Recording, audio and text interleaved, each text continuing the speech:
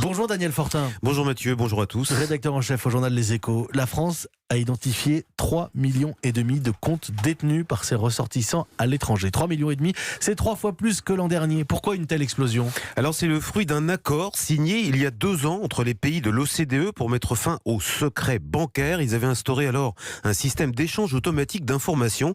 Très concrètement, ça veut dire que les banques doivent envoyer au pays l'identité des propriétaires de comptes bancaires et le montant de leurs avoirs en dépôt.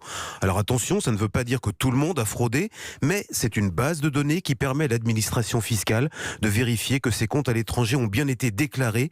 Et ça marche. Avant cet accord en 2018, la France n'avait pu examiner que 4000 comptes seulement, qu'elle avait dû réclamer elle-même à des pays comme le Luxembourg ou la Suisse. En 2020, vous l'avez dit, ce seront 3,5 millions. Ça devient difficile de passer entre les mailles du filet. Mais ça rapporte de l'argent à la France ? Alors pour l'instant, les chiffres sont encore rares. On sait seulement qu'entre 2000 et 2017, la France aurait récupéré près de 8 milliards d'euros de recettes nettes fiscales à la suite de ce qu'on appelle pudiquement des déclarations rectificatives, pour ne pas dire des redressements.